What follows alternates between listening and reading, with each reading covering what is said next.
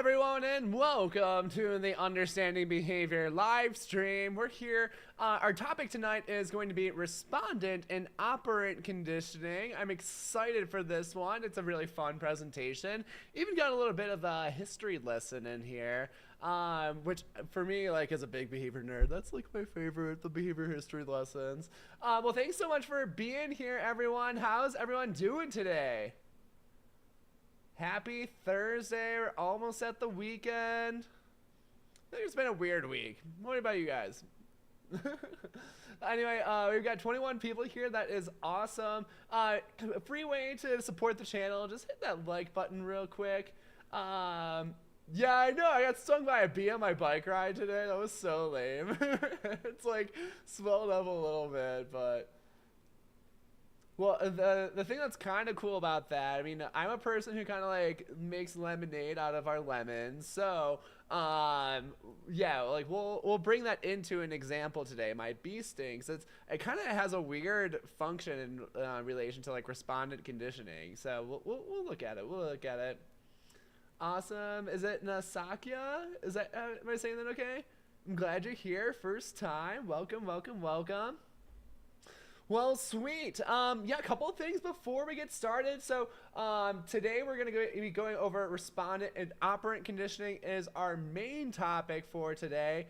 A few things before we get too deep into our topic. The first thing I want to highlight is that this week only we're doing last week of our sales. So this is the last week for the intro price for the mini mocks for mastery. You can get them for just $80. Or you can buy a bundle with the mini mocks and the full mock exam for just $100. That's going to go up to $99 and $120 next week. So if you want to get the best prices on that, make sure that you go ahead and grab those. One more thing I want to point out is that Saturday, sorry this picture isn't very big right here, but Saturday we're doing a new type of stream. We're calling it the Behavior Binge Bonanza. So that's going to be on Saturday at 2:30 p.m. Eastern. We're trying some new stuff with it. What's kind of cool is that this channel is now monetized, so you can now provide like super chats and super stickers during the streams if you'd like to support. So what I'll be doing is we'll be taking viewer topics, and then we'll even be pulling some people into a Zoom call if they want to go on stream and talk about a topic live, and kind of like in a mini like 5-10 minute tutoring session about a topic, and then kind of like keep going for stream. We're gonna be streaming for a long time, so my plan is to go at least 2.5 hours, but we might go 3, we might go 4, we'll see. Probably just until my voice gives out, so we'll see how that day goes.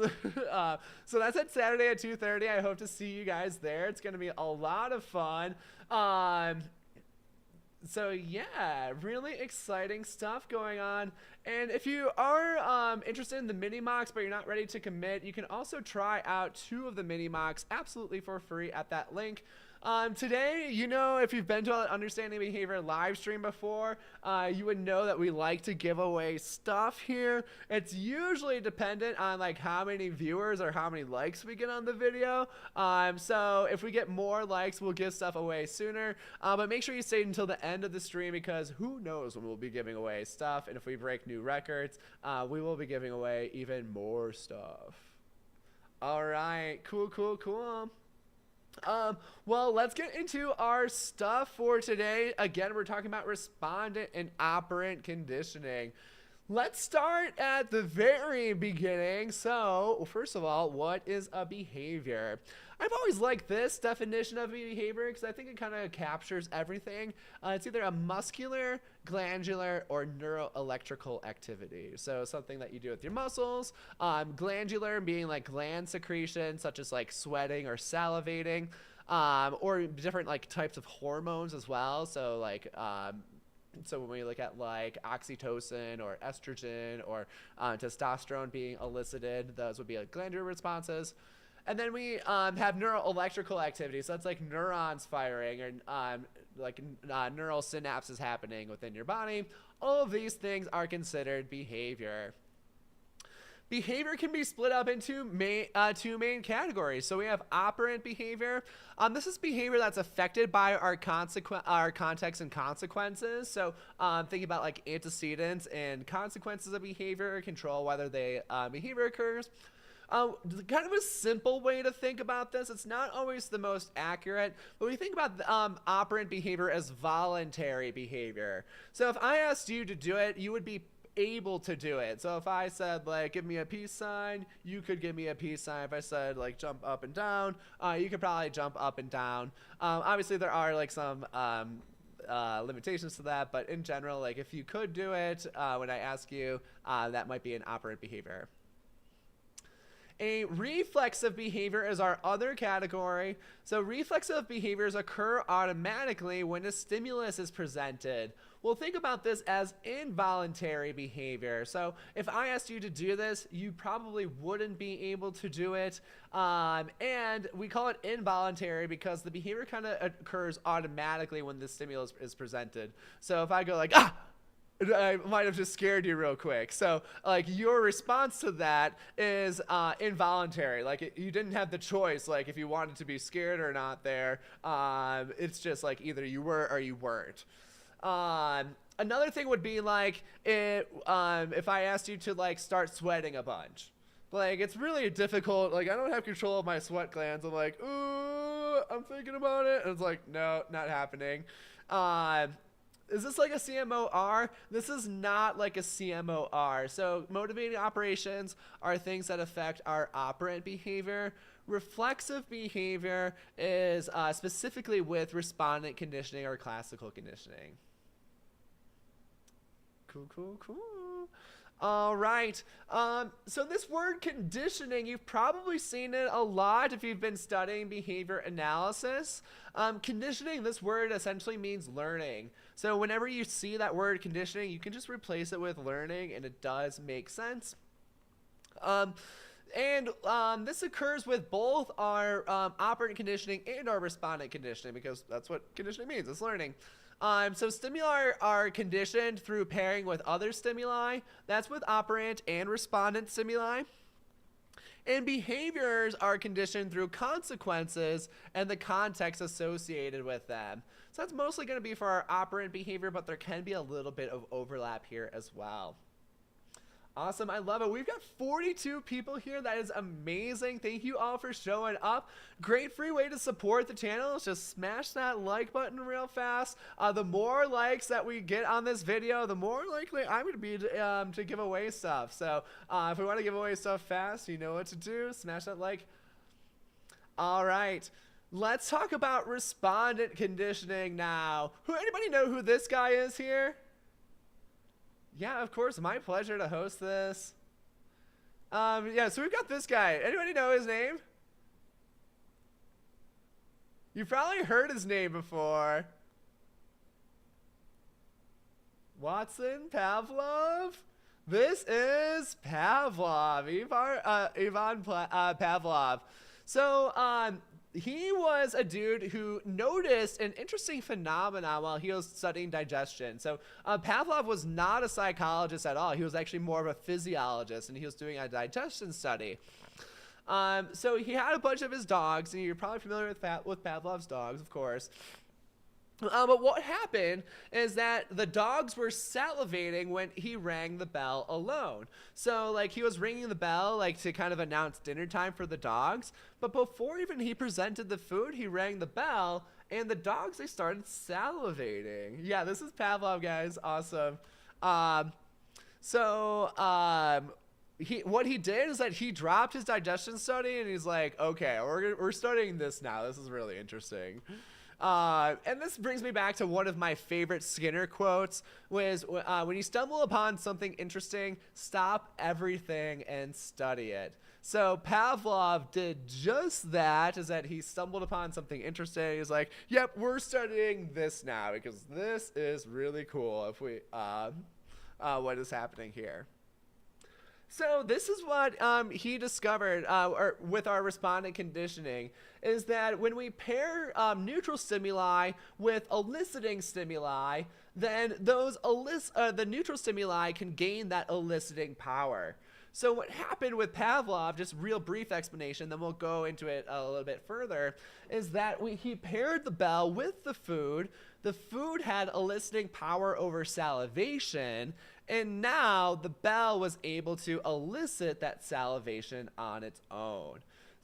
So that was our respondent conditioning process. And note that this was conditioning process, so learning did occur here. Let me move my camera a little bit so you guys can see the whole thing. All right, so here are our terms when we're looking at respondent conditioning. First of all, we have a neutral stimulus. A neutral stimulus is one that does not have any eliciting power. Then we have an unconditioned stimulus. This is a stimulus that elicits an unconditioned response. So usually an unconditioned stimulus does not require pairing, or it's already been previously paired before we look at our next pairing procedure. We also have an unconditioned response. This is a response that's elicited by the US, so it kind of makes sense. We'll tie those two definitions together. The US elicits the UR. Then we have conditioned stimulus. This is a stimulus that elicits a conditioned response due to pairing with a US. So this is what we pair, and now it gains that eliciting power. And then we have the conditioned response. This is that response that's elicited by the US. Note that we're using that word elicit here. So whenever we're talking about respondent stimuli, we're going to use that word elicit instead of evokes. So evokes is going to be for operant stimuli, and we'll use that word elicits for our respondent stimuli. So elicit, yeah, what that means is that it causes the response to occur. Again, it only occurs with respondent stimuli. And then evokes would be the things that we would use for a operant stimulus. So for example, we would say like the bell elicits salivation, but we would say that like the doorbell evokes going to the door. So that's how those two things differ there. So again, going through our process, what we're going to do is we're going to pair our US with our UR. Then, or sorry, this isn't going to be a pairing. Our US, before we even look at our conditioning, is going to elicit the UR. Then we're going to pair our neutral stimulus with the US. The neutral stimulus then becomes a CS, and now the CS will elicit the CR. So let's go ahead and break down Pavlov's example, and we're going to go line by line here and fill out what happens. So our first line, the US elicits the UR. What terms are we going to fill in there? Let's see that in chat. Here's our word bank. All of the answers are going to be one of these three things.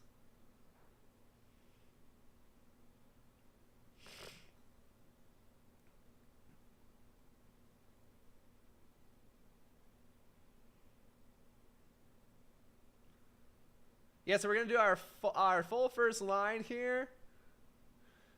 And then again, our word here is elicit. So we'll want to use that to connect. So we'll be like, what is the US elicits UR for your answer?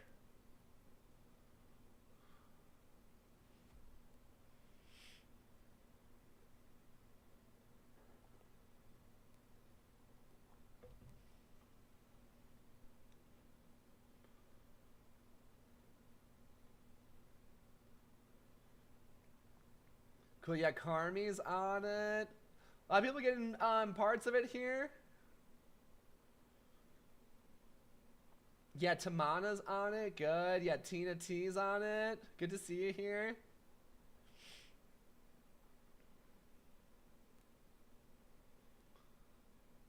Good. Yeah, nice, Thomas. Good, Serena.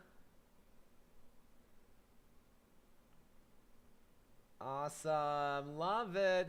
So our first part here is that it's going to be our meat powder elicits the salivation. So remember, when we're looking at our unconditioned stimulus, this is the stimulus that did not require pairing. So it elicited that salivation without requiring any pairing, just like the meat powder smells good, so it causes them to salivate.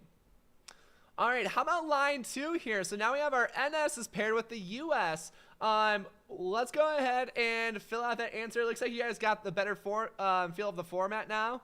So what is the NS, and then connect it with paired with, and then what is the US?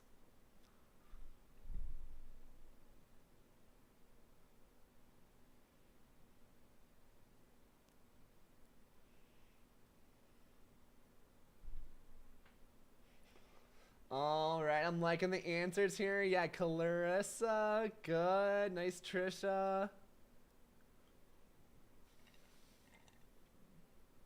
Yeah, Doreen, good. Natalie looks good. Lynch looks good. Awesome. Great. So our line 2 here, this is going to be our bell is the neutral stimulus, and it's paired with the meat powder. That is going to convert our NS into a CS. So line 3 is kind of weird. We'll just say like the meat powder becomes a conditioned stimulus. Now let's look at our 4th line here and fill this one out. What is our CS? And then it elicits our CR. Let's fill this one out.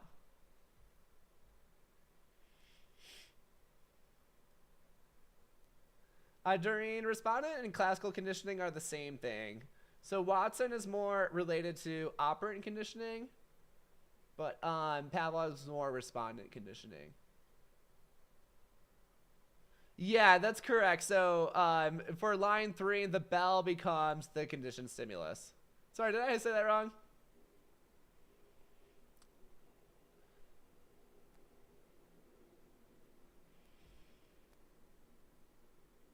Oh, my bad. Yeah, so line 3, the bell becomes the conditioned stimulus. And now we're doing line 4 here. What do we got? Correct, Doreen. My mistake. It's a little late. I'm a little out of it.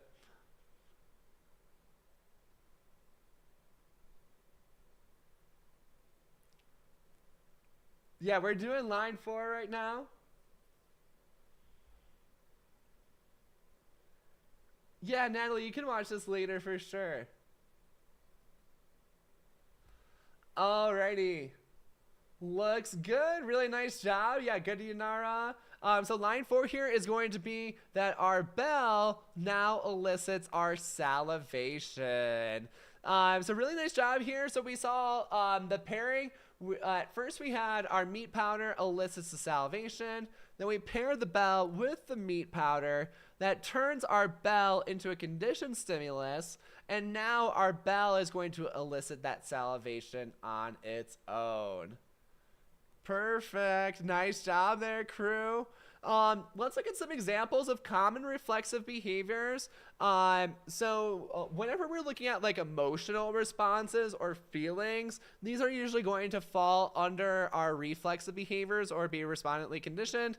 And if you think about like emotions or feelings, like these are things that occur automatically when you're presented with something. So like if like you see a dead dog like on your TV show, like that's really sad and it might like elicit like some crying or like some of those feelings, for example.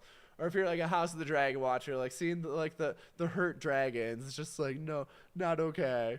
So other examples would be like feelings of joy, feelings of anxiety. These are this would also be reflexive behavior. Feelings like of intensity or anger as well could be reflexive behaviors. Does anybody know like what are things that can cause like that anger or intensity? And then think about like two different things, and maybe like relate this to like aggression. Anybody know?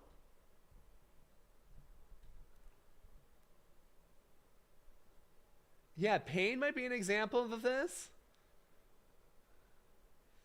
Can we get these into like behavioral terms?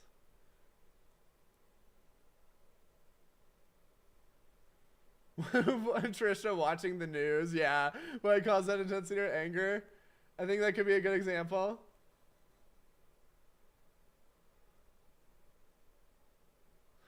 So, two things that can like cause like anger are being exposed to punishment or like non-contingent aversive stimulation. So like watching the news, that's like punishing to watch. Or like pain, that could be like non-contingent pain. Like I got stung by a bee today, like that sucked. So that caused like a little bit of anger. Like as soon as they stung me, I'm like, oh shit. And that not necessarily a respondent behavior, but like that like feeling of that could be related there. Yeah, being unable to continue communicate your wants or needs for sure. And then the other part of that, so we had like exposure to punishment, exposure to non-contingent aversive stimulation, and the last thing would be exposure to extinction. So if your behavior is not being reinforced when it has a previous history of reinforcement, or like there's some rule governed expectance of reinforcement, then that can also cause like this anger to occur. Good. Another really common one would be the activation syndrome. So the activation syndrome, think about it as like your fight or flight response. This is like a whole hodgepodge of symptoms, but you're probably fairly familiar with it, or at least can piece it together. This includes like your increased heart rate, adrenaline secretion, sweating, and more. So if you ever see that activation syndrome on the exam, it could be on the exam. Note that it is a reflexive behavior and that we're looking at this fight or flight response. All right, cool beans. Now we're going to look at an example. This is somebody who is has developed a fear of roller coasters after first riding a roller coaster. So in this situation, like they have ridden a roller coaster once and it was just like too intense for them. And now it kind of like even just seeing a roller coaster can cause like that fight or flight response to occur. So we're going to go line by line on this one as well to kind of see a more novel example in addition to Pavlov's example and see how we do. So let's go for our first line. Our US elicits our UR. Here is our word bank. So we've got sight of roller coasters, a falling feeling, and then the activation syndrome. So that fight or flight response again. So let's go ahead and do line one. What you guys got?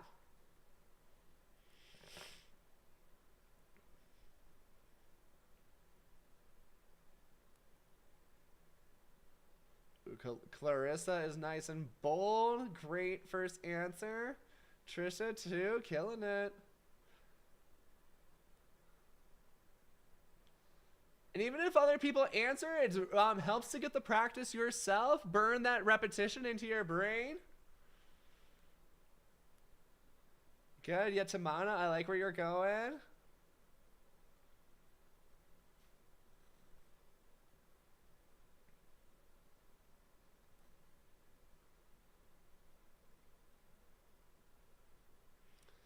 Good. Excellent. Nice, Serena. Good, Lynch. So yeah, our first line here, this is going to be the falling feeling, that's our unconditioned stimulus, elicits that activation syndrome. So even like an infant, if you drop them off of a high height, even if it's like it's into like a bed of pillows and they're totally safe, that could cause that activation syndrome to occur. It doesn't require pairing with anything else.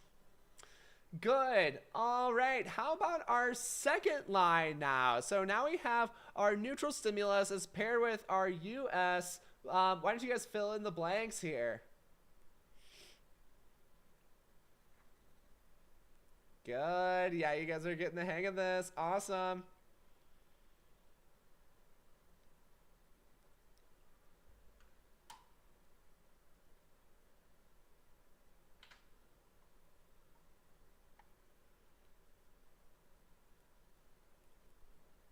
Loving it, loving it.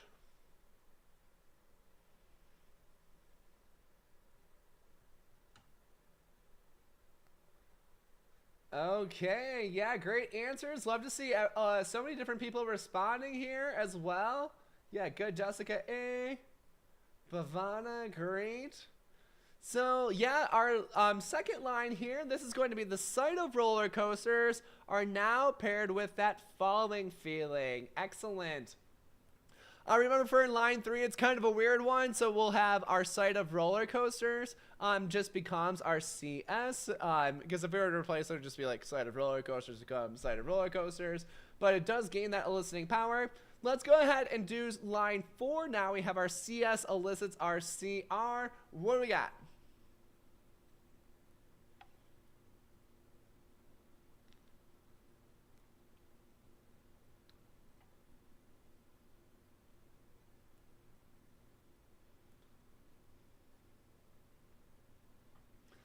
All right, looking good, looking good. Yeah, nice Trisha, Serena. Love it.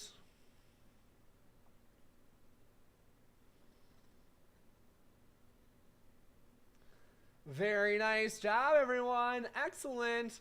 And as I mentioned earlier, that our giveaways today are contingent on number of likes. We did just meet our first milestone at 25 likes.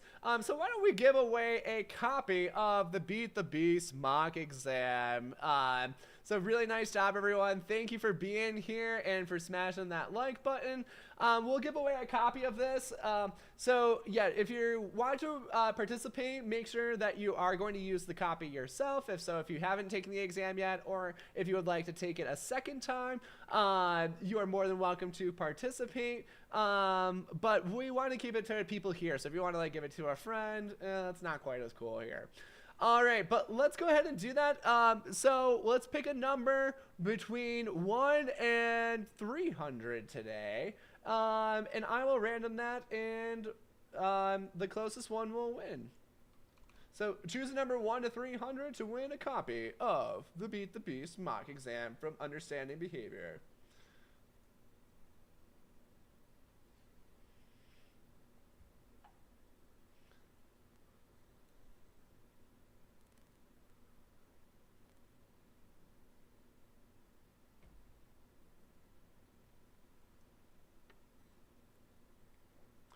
All right, looking good. Let's we'll keep it open in like 10, 20 more seconds.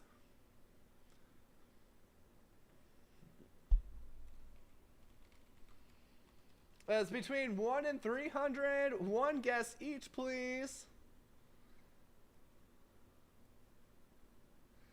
All right. Well, I shit you not, we got a weird number today. Our number was 2.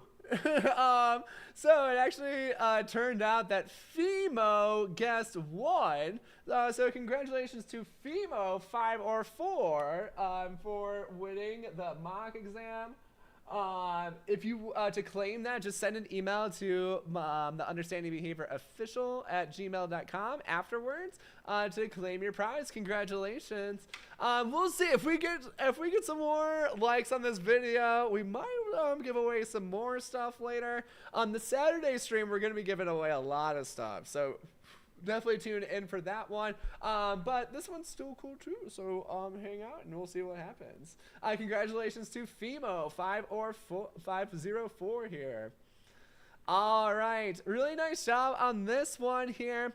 Let's next talk about respondent extinction. So respondent extinction is essentially what happens, or the process of unpairing our reflexive stimuli. So we're unpairing the bell, or we're unpairing the side of the roller coasters. So to do respondent extinction, here's the process. We're going to be repeatedly present the CS without the US, and this causes the CS to lose its eliciting power. So we've got a definition here. We went through our examples. Who would want to describe, this is like where it gets the real nitty-gritty tough stuff here. Who wants to describe what this would look like for Pavlov's example? So how would I do respondent extinction? Susan is asking, would someone have to previously experience the roller coaster to know it gives the following feeling? That's an interesting question. So I think it depends on like the learner's verbal ability and the learner's relational ability. So like if they see the roller coaster, like it may or may not, like they may not or may not be able to make that connection. For someone with like more typical language development, I think they might be able to make that connection on their own. Yeah, I think it really just depends on the individual we're looking at. And that's with most things. All right, so we've got a couple answers here. So again, we're answering right now. How do we do respondent extinction for Pavlov? We've got no longer providing meat powder when you ring the bell. Okay. Um, so yeah, Anna East is asking, like, is this like people being helped with facing their fears, for example?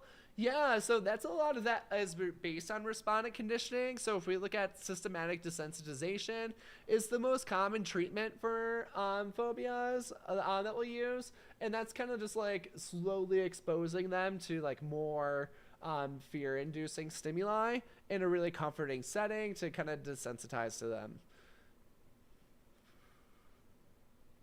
This is respondent extinction. It's kind of similar to like the systematic desensitization, but not always the same. All right, let's see. So Pavlov rang the bell with no meat powder being offered. Yeah, good, Susan. Presenting the tone of the bell without the meat powder. Good, Tina. Yeah, really nice answers. Love it. Good. Yeah, nice, Tamana. Excellent. So yeah, this would be repeatedly ring that bell, do not present the meat powder, and then the bell will no longer elicit the salivation. Good, really nice. And then the roller coaster example. So this one is a little bit weird. Anybody want to give this one a go?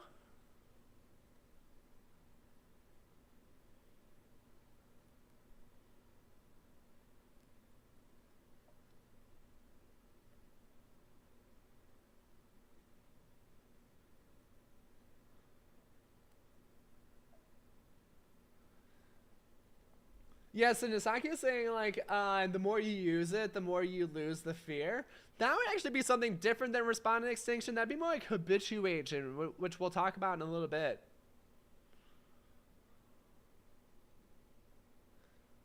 Good, yeah, Tamana's on it. Nice, way to be brave there.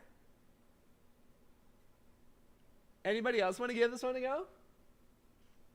Respondent extinction with the roller coasters. So this would just be like if you like flat out refuse to ride the roller coasters. So you would still see the roller coasters, but you don't experience the falling feeling. So just seeing the roller coaster might not elicit that fear or that activation syndrome any longer. That one's kind of a weird one. Shout out to Tamana for being really brave and getting that one correct. Really nice job. All right, this one, habituation. This is more about what Nisakio was just talking about. So this is like when repeated exposures to the eliciting stimuli weaken the reflexive behavior that it elicits. So, for example, like for the person who's really scared of the roller coaster, like they might just go on it like 10 times in a row, and then they'll habituate to it. It won't be as scary on the 10th time. And then kind of same thing goes for like people who like roller coasters. So like the first time they ride it, it's probably like really novel, like, oh my god, this was the coolest thing ever. And then like by the 10th time you ride, I'm like, yeah, that was pretty cool. It's still pretty dope. But like you get a little bit habituated to it. Like the excitement isn't as strong. Yeah, something like adaptation, I think is like a kind of a nice way to think about habituation as well. So like repeated exposures to the eliciting stimuli weaken the reflexive behaviors that it elicits. Yeah, kind of like get used to it might be an easy way to think about it. Could this also lead to satiation? Yeah, I think this could really lead to satiation. So like if I'm looking at that roller coaster example, like getting really excited about it at first, so like the reinforcing value just might not be as strong. Like more consumption leads to less reinforcement. This would be like the opposite of an addictive reinforcer, where an addictive reinforcer is defined like as you keep consuming it, it becomes more reinforcing. So sometimes, I think either situation could happen depending on like the behavior and the reinforcer. If you're habituating to it, it's getting like less exciting over time, then satiation could occur. But if you're getting addicted to it, then it could make it more reinforcing, and that's going to further perpetuate that response due to stronger reinforcement. So I think it depends on the specific situation. Either could happen, but you kind of need to look at those details. Great questions, everyone. I love it. I love it. We're going to switch gears a little bit into operant behavior. Does anybody have any other questions about respondent behavior before we get it, move forward?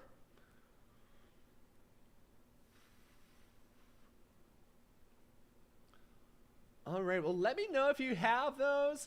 Also, like I said, the ability to super chat is now available. If you want to like make understanding behavior history and be the first person to super chat ever, like that'd be really cool. If you have like a question that you want me to answer, and if you throw it in there, I will certainly answer it, even if it's a little bit off topic.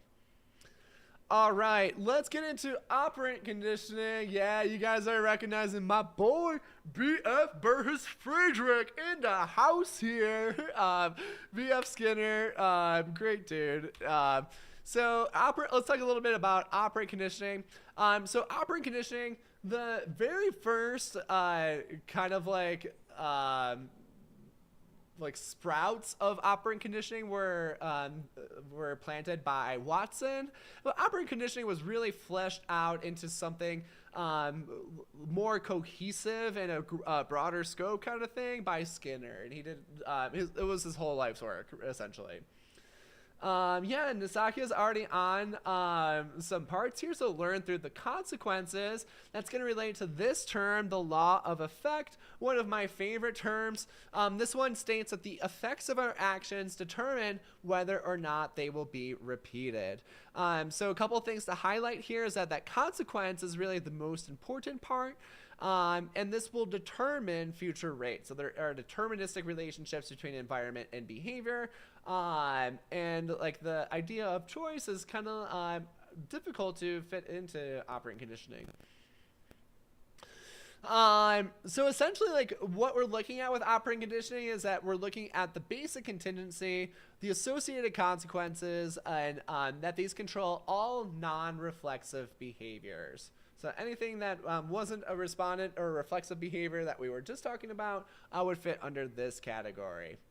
So yeah, Trisha, we could look at like if it's reinforcing or punishing. And there are also other different consequences such as like extinction or recovery from punishment as well. A little bit more on operant conditioning. So the basic logic behind this is that organisms engage in behavior to achieve more reinforcing consequences and fewer punishing consequences. So pretty simple when you first look at it, but obviously when we look at like the behavior of an individual, like it's pretty complex. And if we want to know like the exact things behind a behavior, there's a lot of complexities behind it. So in addition with our basic logic, our contexts, so these are our antecedents, they get associated with either reinforcing or punishing consequences for our behavior. And these can also alter the likelihood of behavior. So things such as our SDs, our MOs, our prompts in the environment, which rules we're following, etc., can all control our behavior. What's nice is that the principles of behavior are experimentally validated. So like if we see like something is a consequence of a behavior and it's likely to be reinforcing, then we know that that thing is likely to be keeping that behavior going. So this slide here, this has like all of the different things that control operant behavior. It includes a lot of different consequences and our antecedents. Let's just list out as many things as possible. Like what are some terms or principles that influence our behavior? We've got our meat machine on the side here. I really like this guy. But essentially, like, he's looking at, like, hey, like, if we have awesome things injected into our senses, then we can be really healthy, happy, awesome, cool people. So yeah, Trisha's got started here with, like, MOs and EOs. Good. We have MOs, SDs, primary reinforcers. Good. Yeah, nice, Leamy. Reinforcement. Good. Environment. Establishing operations. Good. How about more? So yeah, with our consequence kind of things, we have our reinforcement and recovery from punishment. We've got punishment and extinction. Good. Yeah, learning history. Good, Dora. S deltas. Nice, Susan. SDs. Punishment. Good. Prompts. Ooh, that's a good one. Yeah, nice. Our abolishing operations. Sweet. Anybody think about like our schedules of reinforcement? So this could be really impactful as well as like how often is something getting reinforced or punished as well. Super important. Looking at some of our antecedents, so you guys got a lot of those. We've had our motivating operations, like alter how powerful consequences are. We didn't get this one, pairing of stimuli. So this is like pairing of reinforcers. So for example, if like I had a suitcase full of $1 million, like this might not be like reinforcing to somebody that it like lives like out in a like totally disconnected from society and like out in the Amazon forest or something. It's like, yeah, this might be like good things to wipe our butt with, but like it doesn't have the same value as it does for us because like obviously $1 million is paired with a lot of valuable things in our world. So the pairing of stimuli can be really important. We had SDS deltas. You guys nailed that. Prompts. I think somebody said that. Yeah, Trisha had that. Awesome. And then one thing that was also missed was rules. So rules describe context and consequences for behavior, and these also might alter the rate of the behavior. And I'm glad somebody put this one here, the more broad one. It's kind of just our behavioral history. So what we've experienced in the past and how this affects what we do in the now and the present. All right. So just like quick examples of operant conditioning. If you've been in my classes before, I like to talk about drinking water. It's just like so basic. But like thinking about this behavior, drinking from a cup results in water in my mouth. Pretty straightforward. I drink, I get water in my mouth. So what we would say to explain this in from a radical behavioral perspective is that Nick drinks his cup because it has resulted in water in the past. So it's kind of annoying sometimes how you have to talk like this. So we have to talk about like past consequences determine future behavior. So I didn't drink I didn't drink from the cup to get water. I drank from the cup because it has resulted in water in the past. So our past consequences will determine our future behavior for proper explanations. What would extinction look like here? I'm just going to kind of go through this for time's sake. So extinction would be if I drank from the cup and this did not result in water. So yeah, Serena's right on it. I probably should have just gave it to you guys. Perfect. Yeah, Limi's on it too. Drink from the cup and nothing happens.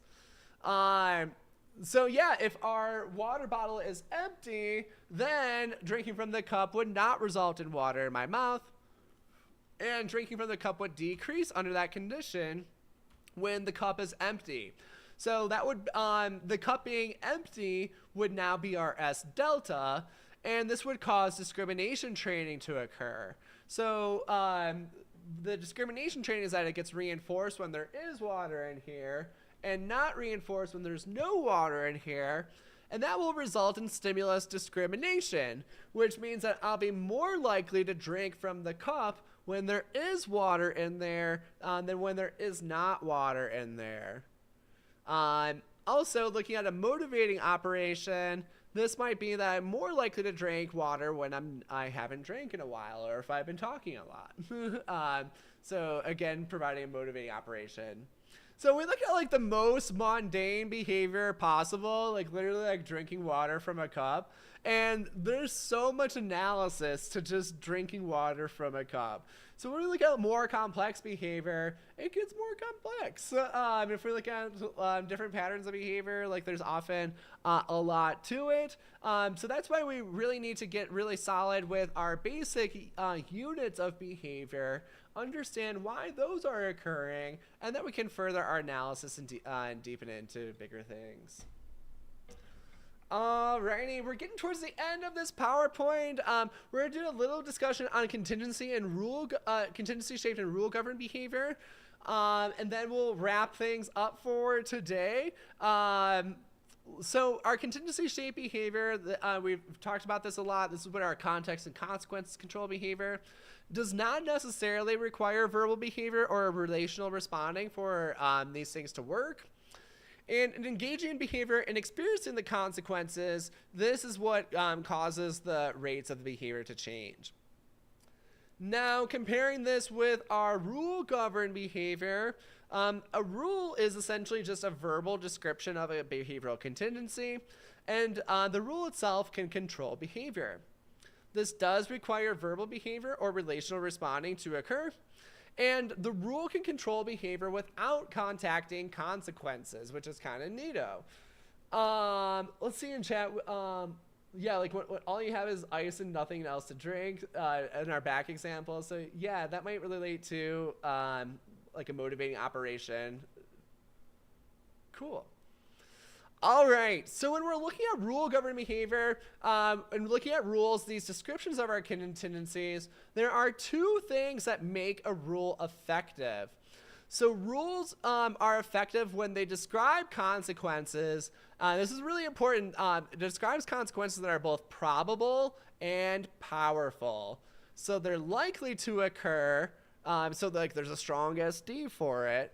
And they're powerful. So it's a good reinforcer and there's a motivating operation in place for it. All right, let's look at weak rules. So weak rules, on the other hand, often describe small but cumulative outcomes. So if we look at a behavior such as like eating a pizza. So if you eat a pizza, like you get a little bit fatter, but it's not like the end of the world. It's not like everybody's gonna know like, oh my God, he ate a pizza yesterday. You see how fat he is? Like, no, just like eating the pizza like gets you a little bit fatter, and that's gonna get you a little bit unhealthier. So each slice of the pizza describes that small but cumulative outcome. It's like, I'm just gonna get a little bit unhealthier, a little bit fatter by eating this pizza, but this consequence is not going to be something that is super controlling, because it describes like the small but cumulative outcome. Also think about like the hard projects. So like I was writing all like the mini mocks, for example. Like it's really hard to like keep going on all of those. So it's like each question, it's like, oh yep, I got like 300 more to go. So like writing one question only like inches me closer to that goal a little bit. So it describes rules that are hard to follow because it's just a small but cumulative outcome, and it's not a very powerful rule. Weak rules can also describe improbable outcomes. So yeah, Michelle had like the put your seatbelt on because you will get a ticket. But like if I don't have my seatbelt on, like the odds of me getting a ticket are like 1%. I don't know, probably less than that. Like really, like the main thing is just like so my car shuts up, and like I'll put it on just to make my car happy. But like getting like pulled over and getting a ticket for not wearing your seatbelt is a very improbable outcome. So that is not what controls a lot of people's behavior. Serena says she got a ticket for putting for not putting her seatbelt on. All right. Well, everybody's learning history is a little bit different. Cool. Well, let's look at some more examples. So we talked about like the eating ice cream or eating pizza example. So this is a weak rule. Like each bite of ice cream just gets you just like a tiny little bit unhealthier. So that rule doesn't control our behavior very well. We can look at jumping off of buildings. This is a very effective rule, because I don't need to know that I don't need to jump off a building to know that it's very likely that I'm going to get really hurt. So this describes a probable and powerful consequence. So just knowing this rule, like I'm going to get hurt if I jump off this building, that prevents this behavior, and I don't have to do it. One more beer contingency. So this might depend like where you're at in the night, but if it's still kind of early in the night and you haven't had that much to drink, yeah, this might be a small but cumulative outcome.